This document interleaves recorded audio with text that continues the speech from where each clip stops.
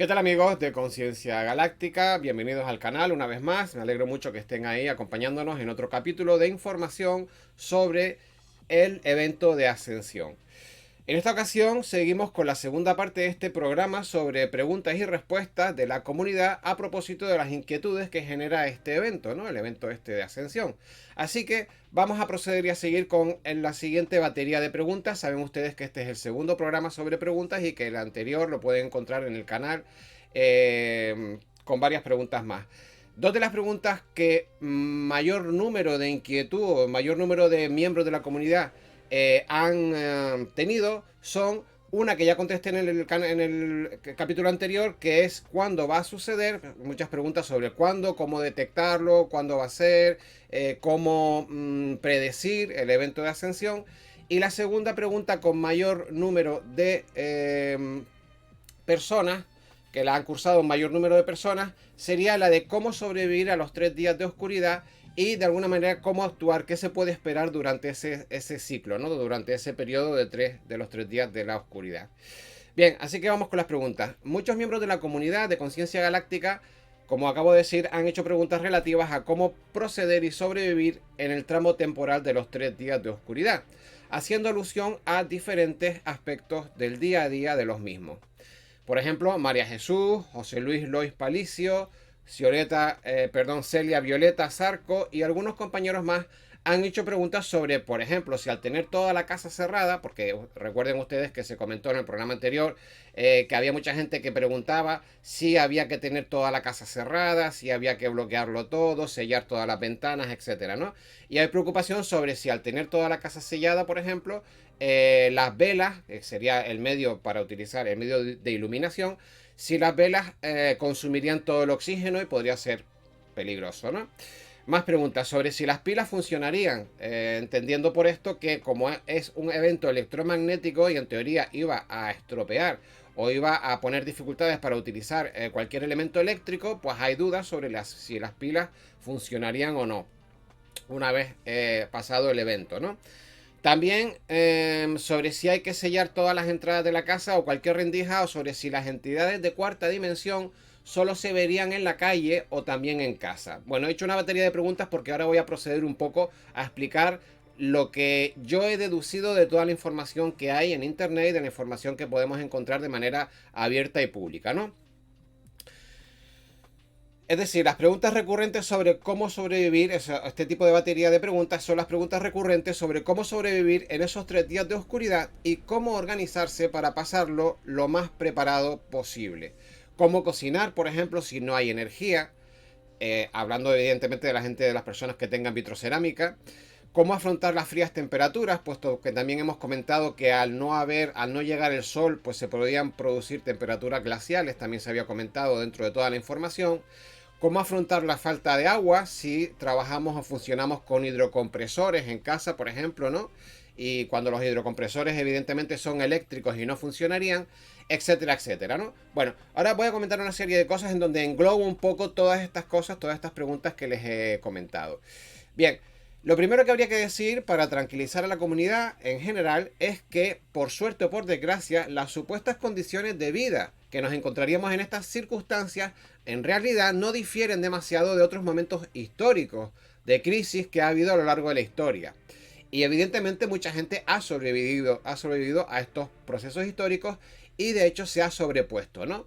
Y ustedes dirán, bueno Emilio, ¿a qué te refieres en concreto? Explícate. Bueno, a ver, si nos concentramos en la mayor... si nos concentramos en la parte de supervivencia física, la supervivencia física pura y dura, estaríamos hablando de sobrevivir a una especie de situación muy similar a lo que sería un toque de queda o una situación de excepción, a la que, por desgracia, se ha visto sometida buena parte de la población mundial en algún momento de su historia. Esto sucede continuamente en depende de qué país, ¿no? Cuando uno prevé un evento histórico que puede afectar a la normal convivencia social en un momento determinado, como por ejemplo el avenimiento de un conflicto bélico cercano, revueltas sociales por razones políticas o por razones de hambrunas o por lo que sea, etcétera, pues ¿qué es lo que hace uno? Cuando uno se huele que va a venir a su país, a su zona de hábitat un evento de este tipo, de estas características? Bueno, pues lo que uno hace es tomar una serie de medidas prudentes para proteger a su familia, como puede ser, por ejemplo, tener un mayor acopio de agua potable y unas reservas de comida enlatada. De más, me refiero a unas reservas de comida que sepamos que no vamos a necesitar por lo menos a corto plazo. ¿Por qué comida enlatada? Porque obviamente no se estropea y tiene una mayor fecha de caducidad, ¿no? La fecha de caducidad no es próxima, sino que se puede posponer hasta un año o dos, con lo cual la podemos almacenar. Y todo esto se toma como medidas de emergencia en el caso de que pudiera haber en este evento social o en este conflicto unos días de desabastecimiento en las cadenas alimentarias. Bien, de hecho, algunas personas ya lo están haciendo, este tipo de procesos o de actividad, ¿no? Y lo están haciendo ante la posible amenaza de la crisis del catarro oriental, del bichito este que no se puede nombrar en las plataformas sociales porque si no te vetan el vídeo. Ya hay gente que está haciendo este tipo de cosas, ¿no? Hacer acopio, ir a los supermercados y hacer acopio de un poco más de comida, un poco más de agua, ¿no? Así que la posible preparación para este otro evento del que estamos hablando, de los 3 días de oscuridad, si es que alguna vez sucede, pues estaría en tener en la medida de lo posible algo más de comida enlatada y agua de reserva. Bien, respecto a los elementos básicos necesarios, si no hubiera electricidad, es tener en cuenta qué elementos de nuestra casa se verían afectados por esta falta de suministro. Por ejemplo, nuestra casa, la cocina con la que trabajamos, con la que cocinamos, ¿es eléctrica o es a gas? Por ejemplo, ¿no? El agua que nos llega a casa llega por un hidrocompresor o tenemos bidón o aljibe, por ejemplo, ¿no? ¿Por qué? Pues porque si tenemos bidón o si tenemos aljibe o un pozo cercano es muy distinto a si el agua nos llega a través de algún tipo de aparato eléctrico que empuja o bombea el agua a casa. Bien, el tema de la luz eléctrica, por ejemplo, también es tenerlo en cuenta. Entonces, debemos prever qué elementos debemos de tener previsión, sobre los que debemos tener previsión. Bueno, si nuestra cocina no funciona a gas, entonces evidentemente sería bueno tener una cocinilla de gas auxiliar, lo que aquí en España denominamos comúnmente por una marca comercial que es la Butzir, que es una marca comercial de gas y de cocinillas. Aquí decimos tener una Butzir en el trastero, por ejemplo, ¿no? Donde almacenemos las cosas para esta previsión, ¿no? Con su correspondiente recambio de gas, obviamente, ¿no? Tener en cuenta tener un recambio de gas que esté completo y entero, porque eso nos podría servir a lo mejor para cocinar 10, 12, 15 días. Bien, en caso de tener un hidrocompresor eléctrico en casa, tener en cuenta que haría falta agua no solo para beber y cocinar, sino también para labores de aseo y de limpieza, tanto de la casa como de los utensilios de la comida, los calderos, los platos, etcétera, ¿no? Si nuestro edificio cuenta con bidones en la azotea, pues es genial porque eso nos supone tener una reserva en caso de corte de suministro. Aquí, por ejemplo, en España o la ciudad donde yo vivo es muy común tener bidones de 500 litros en la azotea. Con lo cual si hay un corte de suministro, esto nos podría dar, racionándolo, pues a lo mejor para una semana, ¿no? Y si lo racionas más todavía, pues bueno, igual te puede durar un poquito más. Bien, también es bueno contar o tener un suplemento de velas para alumbrar. Es decir, si no va a haber luz eléctrica, ahora veremos qué otros medios también habría, pero es importante el tema de las velas, ¿no? E incluso más importante, como decía, es buscar linternas de recarga manual. Y ustedes dirán, bueno, Emilio, ¿y esto qué es? Bueno, pues las linternas de recarga manual son algunas linternas que tienen una manivela a la que puedes hacer girar, ¿vale? Y al hacerlo girar, pues crea una carga eléctrica que cargaría la batería que ya lleva dentro la linterna. Con lo cual, después del flash, aunque se descargue la batería, si no ha quedado la batería inutilizada, pues se podría recargar manualmente, ¿no? Bien, estos cargadores manuales, o sea, también por ejemplo para el futuro de los móviles cuando se recuperen las líneas, porque en principio todo va a quedar, salvo que tengan buenos sistemas de protección, que en Estados Unidos en su momento, hace un año o dos, estuvieron, sobre todo para las líneas de alta tensión, estaban cambiando determinadas cosas para tener protección para una posible elevación súbita de un golpe electromagnético, ¿no? Ya se están esperando algo de esto. Aparte de que hay muchas armas bélicas y militares que utilizan este tipo de ataque, el ataque electromagnético que puede dejar a toda una ciudad sin luz, ¿no? Pero decía, por ejemplo, Que también se pueden utilizar cargadores manuales y solares, tanto para el móvil como para pequeños aparatos eléctricos, que también funcionarían a manivela. Esto es muy típico encontrarlo, por ejemplo, en la sección de acampada de algunos grandes almacenes, donde podemos tener elementos de carga solares para pequeños aparatos. Decimos que hablamos de móviles, pequeñas radios y cosas así. Y también, obviamente, no solo solares, sino también de manivela, ¿no? De manivela rotatoria. Bien, si bien es cierto que inicialmente es posible que los servicios de comunicación, como me refiero a comunicación de las líneas móviles, ¿no? Antenas y repetidores, y también los sistemas informáticos de las operadoras, en principio, a partir de un golpe electromagnético, no funcionarían, sería lógico pensar que más pronto que tarde se pondrían manos a la obra para recuperar la red y el sistema. Y para entonces sería conveniente tener los terminales listos y preparados.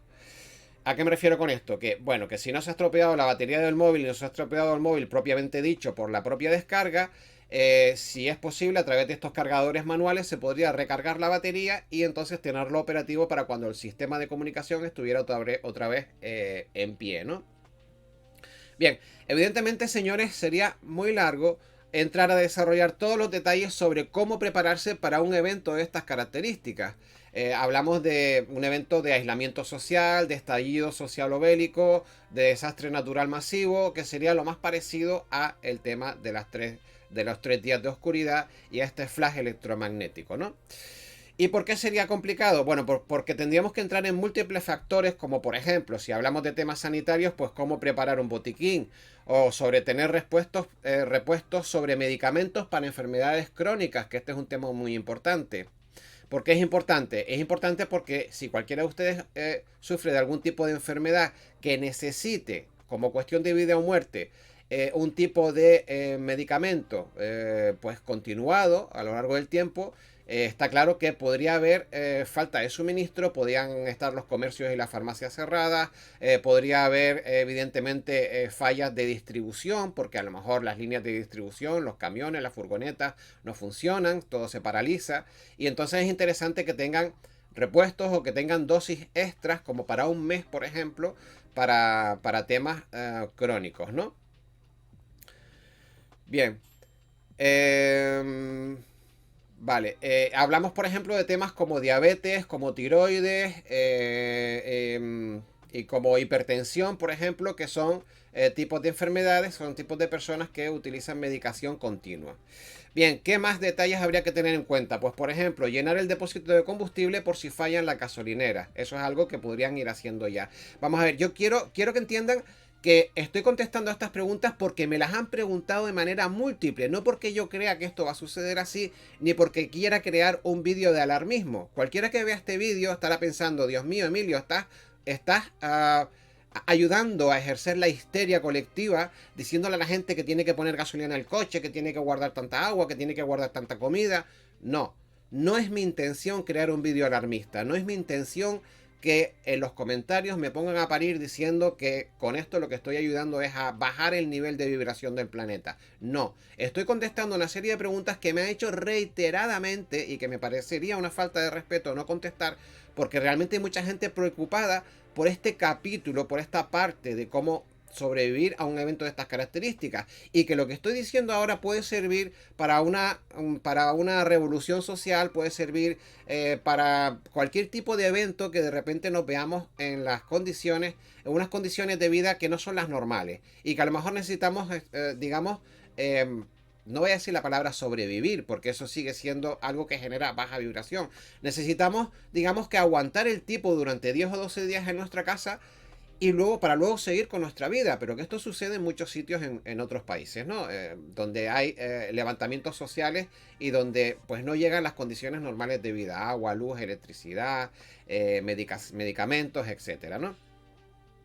Bien, ¿qué más? Por ejemplo, nos habíamos quedado en llenar el depósito de combustible por si fallaran la distribución en las gasolineras, tener unas baterías extras de móvil, hacerse, por ejemplo, con unos walkie-talkies, puesto que los móviles en principio no funcionarían. Es verdad que los walkie-talkies también podrían estar afectados por el golpe electromagnético, pero si mantenemos las baterías separadas de los walkie-talkies, si esto es posible, los walkie-talkies sin pilas, a lo mejor pues podríamos cargar unas pilas de recargas, pilas recargables con lo que les comenté antes, con el cargador de rotatorio de manivela, recargar las pilas que se podrían haber vaciado por el golpe electromagnético y luego utilizar los walkie-talkies para poder comunicarnos, digamos, cuando sí salimos de casa, ¿no? Porque, puesto que en teoría en principio no habría móvil, podría ser una manera de hacerlo.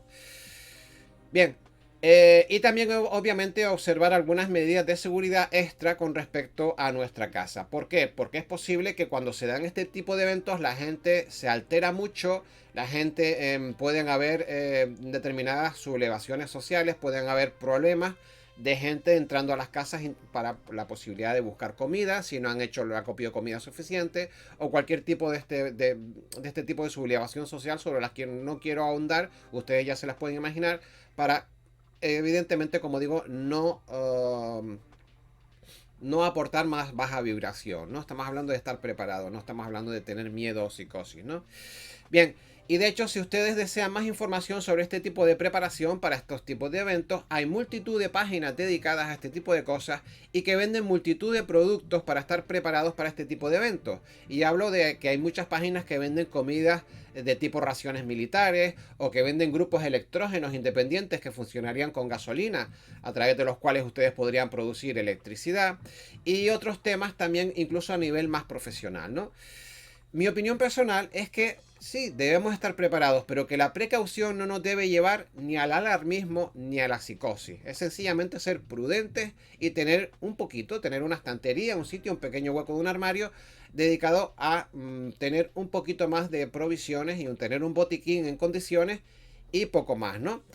De hecho, reitero que mucha gente que viva en zonas rurales ya suele estar acostumbrada a vivir con cortes de electricidad. Seguro que muchos de ustedes puede que vivan en algunos sitios donde cada cierto tiempo cortan el agua porque no hay un suministro fijo o cortan la luz y por lo tanto realmente ni siquiera se van a enterar, o sea, no van a tener unas condiciones por este tipo de eventos muy diferentes a las que ya se desarrollan en algunas partes del planeta, ¿no? Decía que de hecho mucha gente que vive en zonas rurales ya suele estar acostumbrada a vivir con cortes de electricidad, también con alguna falta de agua, sobre todo en tiempos de sequía que se producen muchos años. También están acostumbrados a cocinar con leña o con gas, o incluso los que tienen la suerte de que puedan vivir de animales de granja o de lo que cultivan sin que les afecte la cadena de suministros de los supermercados. Si tienes una huertita, si vives en el campo, no te afecta tanto que los supermercados tengan escasez de comida o que se corten los suministros, por ejemplo. Y también en el caso de las medicinas, mucha gente que vive en el campo también está acostumbrada a utilizar remedios naturales en lugar de la medicina tradicional, con lo cual todo este tipo de cosas no les afectaría demasiado. Pero por más que en este momento estemos tratando esta información, como decía antes, no es para crear alarmas, sino porque estas consultas se han hecho reiteradamente en las cajas de comentarios y yo les contesto en la medida de mis conocimientos y obviamente sin ninguna intención de crear alarmismo. Bien, seguimos con más información. Respecto al hecho de la oscuridad en sí y al funcionamiento de las velas, o de si la luz o de las velas, si la luz de las velas se verá o no, la verdad es que lo he buscado, pero no he encontrado demasiada información o demasiada literatura sobre si el mismo efecto que haría que la luz del sol no llegara a la Tierra afectaría de la misma manera a cualquier fuente de luz, como por ejemplo una vela. Bien, mi impresión es que se supone que la luz del sol no llegaría a la Tierra porque la energía del anillo fotónico, y más concretamente de la zona nula, es demasiado densa como para que la luz del sol lo traspase. Esto es una opinión mía, ¿no? Estoy intentando hacer un poco un proceso lógico de qué es lo que pasaría y por qué no llegaría la luz. Entonces decía que la energía de la zona nula puede que sea demasiado densa y que la luz no lo traspase, lo cual me hace pensar que cualquier fuente de luz en la Tierra que sea utilizada para distancias cortas, como una vela por ejemplo, podría ser utilizada con total normalidad, puesto que el efecto energético del bloqueo de la luz del sol tendría que mucho que ver con el grueso de la distancia, entiendan esto, que tiene que atravesar la luz del sol desde su origen, es decir, desde el sol hasta la Tierra, y la capa energética, es decir, el grosor de la capa energética que tiene que atravesar. ¿Vale? Bien, les voy a poner un ejemplo gráfico para que entiendan lo que estoy explicando. Por ejemplo, unas nubes negras en el cielo y muy tupidas pueden tapar la luz del sol. Lo hemos visto multitud de veces, se oscurece el día muchísimo, ¿no? decía que unas nubes negras y muy tupidas pueden tapar la luz del sol y dejar el día casi en la penumbra, pero esto no afecta a la luz de una vela que se puede emplear en la superficie de la Tierra. Pero vamos, que esto es una opinión mía porque desconozco los aspectos particulares y puntuales de este evento. Y no tengo todos los datos para contestar las preguntas con una precisión del 100%. Bien, respecto a si debemos cerrar herméticamente nuestra casa para que no entren entidades o cuestiones similares, estas entidades de cuarta D que también producen tanta preocupación, aquí obviamente nos movemos en un terreno un poco pantanoso. Es decir, yo es cierto que mantendría las puertas y las ventanas aseguradas, aunque no necesariamente selladas, porque necesitamos airear la casa y obviamente necesitamos respirar. Y yo lo que haría sería mantener una mentalidad de seguridad y defensa, y sería más por cuidarnos de las perturbaciones sociales que los primeros días de este evento pueda ocasionar en la calle, es decir, la confusión, el vandalismo, etcétera, etcétera, que por otra cosa, más por esto que por otra cosa. A la pregunta de si al atravesar la cuarta dimensión veremos seres de otra dimensión y si solo los veremos en la calle o también en la casa, pues hombre, la respuesta lógica, sé que no es muy popular, pero la respuesta lógica es que si tenemos la habilidad para verlos, los podremos ver en cualquier sitio. Porque en dimensiones etéricas no se hacen diferencias entre la calle o la casa. Esto es de lógica, razonable, ¿no? Ahora bien, como sabemos que estas preguntas se hacen por razones de miedo a lo desconocido y a estas supuestas entidades malignas que podrían estar pululando, no debemos olvidar, escuchen esto porque es importante, no debemos olvidar que nosotros como seres independientes seguimos teniendo libre albedrío. Y que ninguna criatura, por fea y amenazadora que parezca, puede obligarnos a hacer nada que no queramos. Recuerden que nosotros tenemos nuestro propio poder. Y recuerden también que ni siquiera las razas poderosas como los arcontes o reptilianos tienen poder sobre nosotros sin nuestro consentimiento. Recuerden que ni siquiera los reptilianos y los arcontes, por muy poderosos que sean, tienen poder sobre nosotros sin nuestro consentimiento. Porque no se olviden y recuerden que todo lo que nos pasa en la Tierra es porque nos engañan, para que nosotros creemos de crear, para que nosotros creemos para ellos la realidad que ellos quieren. Y de ahí la cantidad de manipulación que hay en la Tierra. Manipulación mediática, manipulación de prensa, manipulación de educación, manipulación religiosa, para que hagamos y creemos lo que ellos quieren que nosotros creemos. De crear, no de creer. ¿Vale? Y recuerden que ellos intentaron en su momento tenernos esclavizados a la humanidad por la fuerza. Ellos lo intentaron. ¿Vale? Y no les funcionó. Porque somos almas libres, porque no pueden obligarnos a hacer lo que nosotros no queramos. Otra cosa es que nosotros hagamos lo que ellos quieren porque nos engañan. Y entonces ahí sí tienen la puerta abierta para hacernos lo que quieran. ¿Vale? Bien. Por lo tanto, lo que tenemos que hacer es mantener nuestra fuerza y nuestro poder y prohibir la entrada a nuestros hogares a estas entidades. Es así de claro y así de contundente. Solamente podrán entrar si les permitimos la entrada o si les permitimos el poder de creerse superiores a nosotros. Y también podrán entrar básicamente si nos vence el miedo. ¿Se entiende esto? Así que la manera de mantenerlos a raya es invocando nuestro propio poder como criaturas divinas y negando su poder sobre nosotros. Así de fácil y así de difícil. Esta es la contestación a la gran preocupación que hay sobre las posibles criaturas que podamos ver en cuarta dimensión. Es verdad que probablemente nos pueden provocar miedo, pero también es verdad que nos pueden provocar tanto miedo como nosotros estemos dispuestos a ceder en la psicosis y en el miedo. Si no cedemos, si sabemos que somos seres con poder, con tanto poder como ellos o más, no va a haber problema. Da igual que las ventanas estén abiertas o cerradas, da igual que sea de día o de noche, no importa. Da igual que estemos atravesando la cuarta dimensión, la tercera o la quinta, no importa. Lo que tienes que hacer es centrarte y mantenerte en tu poder y no dejarte vencer por el miedo. Y entonces no habrá problema ni en los 3 días de oscuridad ni en los 15 días de oscuridad. No pasa nada. Mantente fuerte. Bien, sigo con otra pregunta. Toñi MD ha hecho una apreciación que me ha parecido muy interesante y que desde un punto de vista genérico tiene mucho sentido. Seguimos con ciertos aspectos que provocan dudas, ¿no? Toñi MD pregunta en su duda, ¿cómo es posible que el Sol, como entidad espiritual de nivel muy superior, tenga que ser ayudada por civilizaciones, en teoría inferiores, espiritualmente hablando, para protegerlo del evento y del flash de ascensión, para que no sea destruido en este proceso? Y con esta destrucción obviamente vendría la destrucción y el borrado del mapa de toda la vida en la Tierra y probablemente en el sistema solar, claro. Toñi se pregunta si estas civilizaciones que están ayudando al Sol para que no muera, como posible víctima del proceso de ascensión de este cuadrante de la galaxia y como producto de una elevación súbita de la energía por el flash de ascensión, si estas civilizaciones inferiores tienen derecho a manipular la voluntad de un ser que es técnicamente en una escala superior o que está técnicamente en una escala superior de evolución, protegiendo a este y al sistema solar de una posible muerte súbita.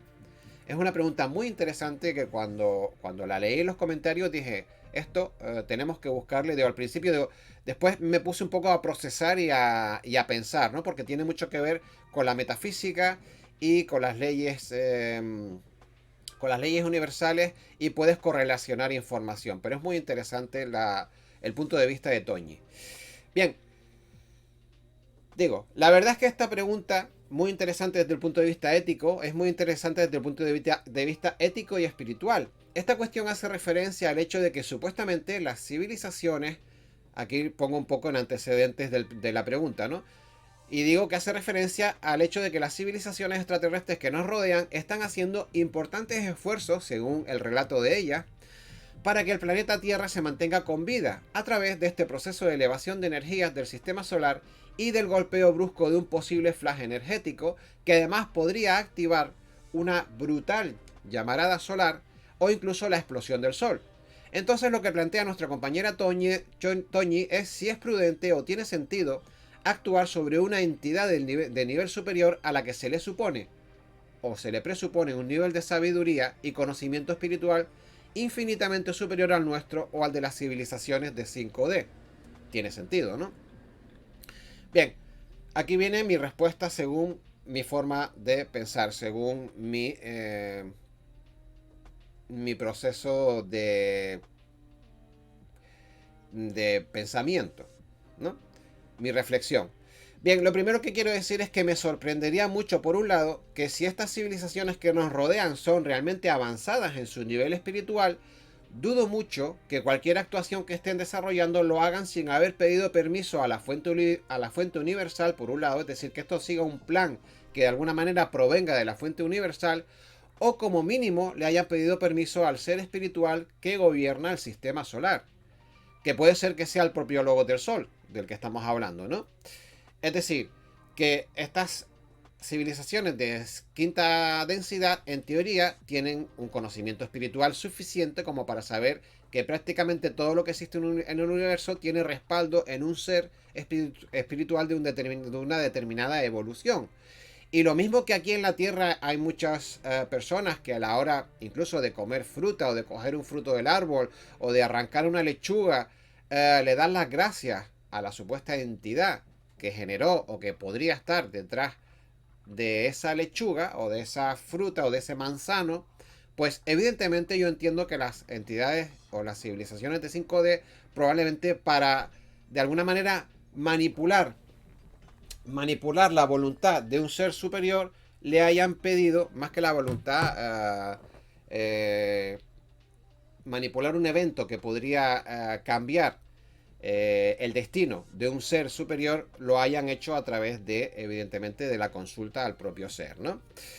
Bien, pero aparte de esta puntualización hay que dejar claro que el nivel de conciencia de los seres muy evolucionados, y estoy hablando en este caso del Sol y de otros, ¿no? Hay que tener en cuenta que la conciencia de los seres muy evolucionados no tiene nada que ver con la nuestra y con nuestra perspectiva de la vida y la muerte. Y para nosotros, como humanos en 3D, como ya dije en el capítulo anterior, vemos la muerte física como el final definitivo de nuestra existencia. Para los niveles de comprensión y de conciencia altamente evolucionados, el fin de la vida como humano, como animal o como logos solar, como comentamos ahora, o como logos incluso de una galaxia completa que se supone que también tienen su ser divino que las maneja, no son más que ciclos de experiencia que en algún momento ellos saben que deben terminar para progresar al siguiente nivel.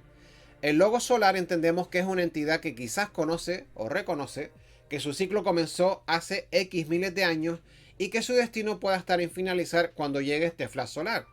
Y quizás, si es el destino, explotar en el proceso y seguir su camino reencarnando en algún otro sistema más avanzado, es decir, los ciclos de los que hablamos siempre en metafísica, ¿no?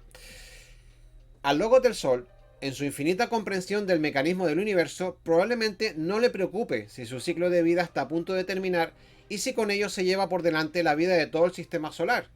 Y obviamente de la Tierra también, claro está.